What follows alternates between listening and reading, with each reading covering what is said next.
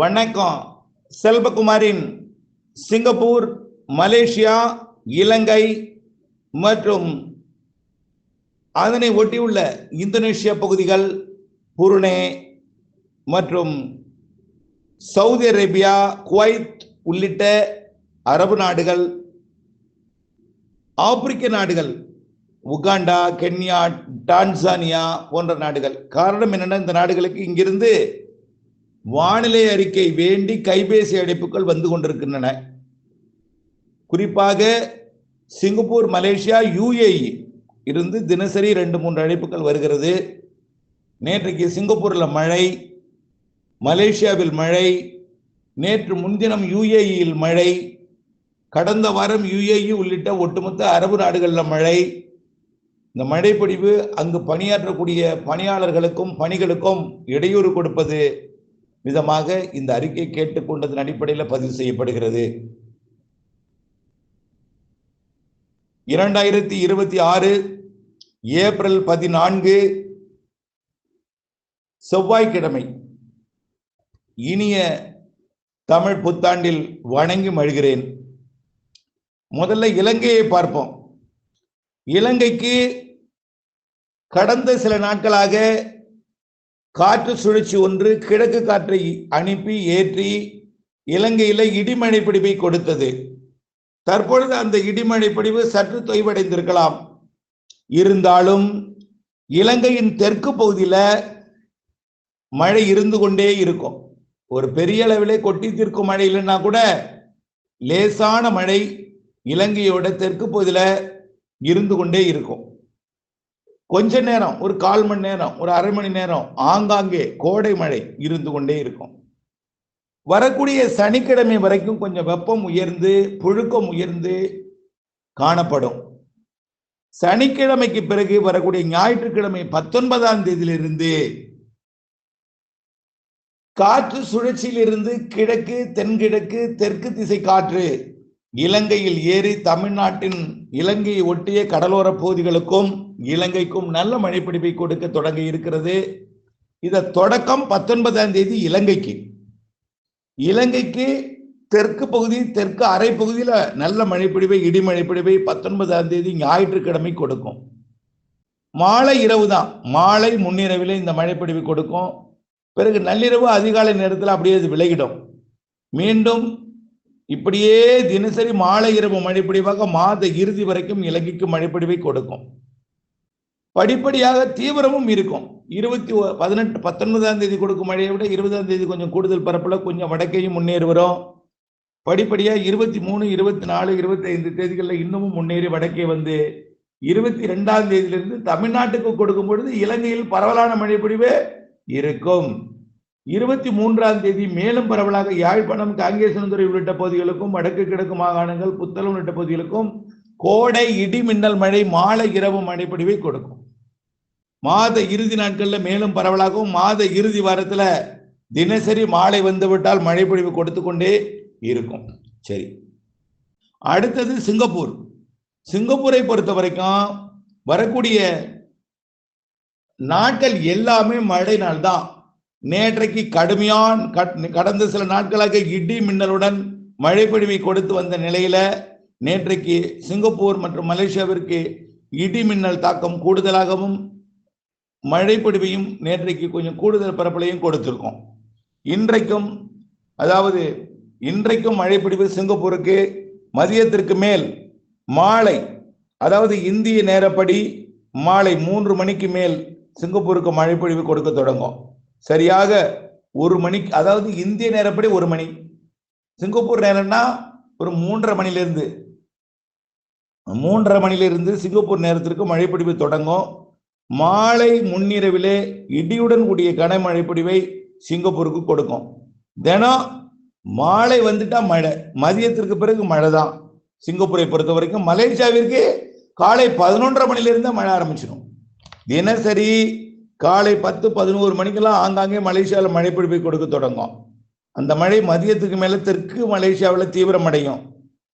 ஒட்டுமொத்த மாலை இரவு சிங்கப்பூர், மலேசியாவில் பரவலான மழைப்பொழிவு கிடைக்கும். மாலை முன்னிரவிலே சிங்கப்பூருக்கும் மலேசியாவிற்கும் இந்தோனேஷியாவிற்கும் பரவலான மழைப்பொழிவை கொடுக்கும், இடி மின்னலுடன் கொடுக்கும். இப்ப சூரியன் குத்துக்கதிர் சிங்கப்பூரை விட்டு வடக்கு, அதாவது இப்பொழுது தமிழ்நாட்டில் ராமநாதபுரம் மாவட்டத்தில் இன்றைக்கு சூரியன் குத்துக்கதிர் விழ இருக்கிறது. இந்த நிலையில மலேசியாவில் சூரியன் குத்துக்கதிர் விழுந்து கொண்டிருக்கு. இப்போ சிங்கப்பூரை தாண்டி வடக்கே வந்து விட்டது. இனிமேல் சிங்கப்பூருக்கு ஒரு முக்கியமான ஒரு மழைக்காலம் அப்படின்னா அது அக்டோபர், நவம்பர், டிசம்பர், ஜனவரி. ஆனால் இப்பொழுதைக்கு மழைக்காலம் என்பது கோடை மழை, இடைக்கால ஒரு மழைக்காலம், கோடை மழைப்பொழிவு காலம் என்று சொல்லக்கூடிய அளவில் நல்ல ஒரு இடி மழைப்பொழிவை கொடுக்கும். 4 முறை வலுவான மழைப்பொழிவை கொடுக்கும்.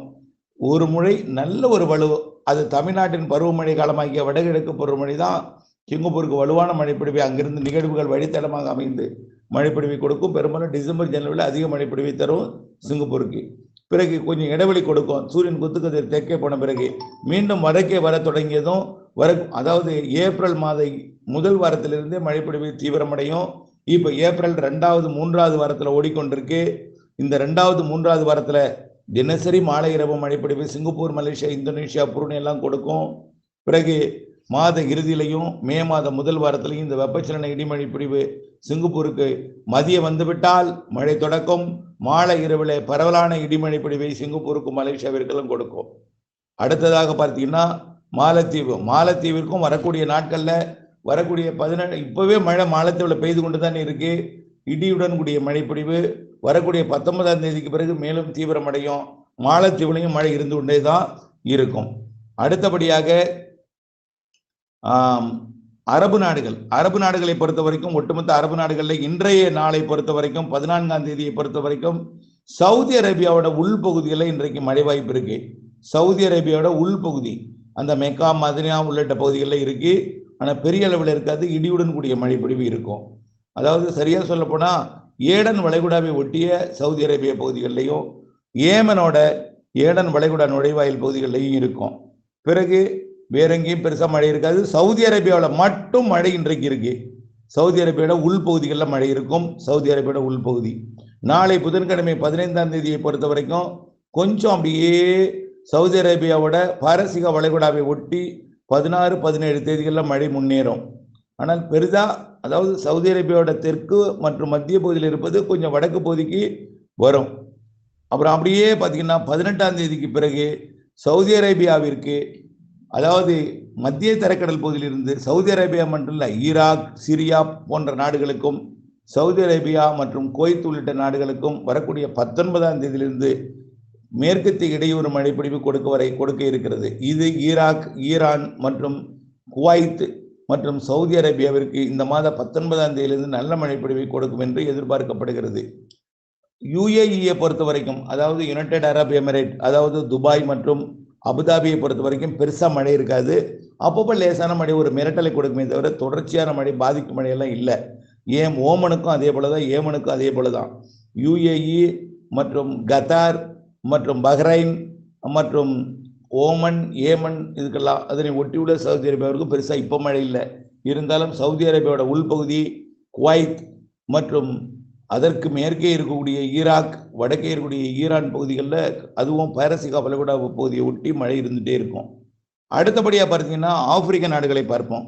ஆப்பிரிக்க நாடுகளை பொறுத்த வரைக்கும் இப்போ கோடை காலம் முடிந்து மழைக்காலம் தொடங்கி இருக்கு. ஆப்பிரிக்க நாடுகளில் இப்போ இன்றைய தேதி செவ்வாய்க்கிழமை 14ஆம் தேதியை பொறுத்த வரைக்கும் உகாண்டா, கென்யா, டான்சானியா மற்றும் காங்கோ உள்ளிட்ட நாடுகளில் நல்ல மழைப்பொழிவு ஒதுக்கி ஆங்காங்கே செவ்வாய்க்கிழமை இன்றைக்கு இருக்கும்.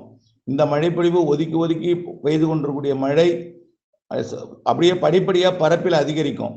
15ஆம் தேதி புதன்கிழமை நாளை கென்யா, டான்சானியா, அதாவது மழை பெய்து கொண்டேவும் இருக்காது, அதே நேரத்தில் காய விடாத மழைன்னு சொல்லலாம். அதாவது தரையை காய விடாது மழை. தினசரி ஒரு முறையாவது இந்த கென்யா, டான்சானியா, உகாண்டா, காங்கோ போன்ற நாடுகளில் மழை கொடுத்து கொண்டே இருக்கும். அதே போல் மொசாம்பிக், ஜிம்பாப்வே போன்ற நாடுகளில், குறிப்பாக விக்டோரியா ஏரியை சுற்றி உள்ள உகாண்டா, கென்யா, டான்சானியா போன்ற நாடுகளில் கண்டிப்பாக மழை இருந்து கொண்டே இருக்கும். குறைந்த, அதாவது நாள் முழுவதும் பெய்து கொண்டே இருக்காது. அப்பப்போ வரும், அப்பப்போ பெய்யும், அப்பப்போ ஓயும். அது நாள் முழுவதும் எந்த நேரத்தில் வேணாலும் இருக்கலாம். பெரும்பாலும் அது அதிகாலை, மாலை, இரவு நேரத்தில் இருக்கும். வரக்கூடிய 18ஆம் தேதியிலிருந்து மழைப்பொழிவோட அளவு கூடும் என்று எதிர்பார்க்கப்படுகிறது. 17ஆம் தேதி 18ஆம் தேதியிலிருந்து கம்பாலா உள்ளிட்ட உகாண்டாவோட கம்பாலா உள்ளிட்ட பகுதிகளுக்கு, அதாவது குறிப்பா சொல்லப்போனால் அந்த விக்டோரியா ஏரியை சுற்றியுள்ள நாடுகளுக்கு, அந்த விக்டோரியா ஏரியை ஒட்டியுள்ள கரையோர பகுதிகளுக்கு வரக்கூடிய 17ஆம் தேதியிலிருந்து மழையோட அளவு பரப்பிலும் அளவிலும் கூடும் என்று எதிர்பார்க்கப்படுகிறது. சுருக்கமாக சொல்லப்போனால் கொட்டி தீர்த்து பாதிக்கும் மழையும் ஏற்படுத்தாது, அதே நேரத்தில் மழை பெய்யாமலும் இருக்காது. தொடர்ந்து ஈரத்தை கொடுத்து கொண்டே இருக்கும் காய விடாத மழை பொழிவாக உகாண்டா, கென்யா, டான்சானியா உள்ளிட்ட அந்த விக்டோரியா ஏரியை சுற்றிக்கூடிய குறிப்பாக கம்பாலா உள்ளிட்ட பகுதிகளுக்கும் நல்ல மழைப்பொழிவை காய விடாத மழைப்பொழிவாக தினசரி ஒரு முறையாவது 1 மணி நேரமாவது பெய்யக்கூடிய மழை வானிலையை கொடுக்கும் என்பதில் மாற்றம் இல்லை. தொடர்ந்து வானிலை அப்டேட்ஸோட இணைந்திருங்கள். நன்றி.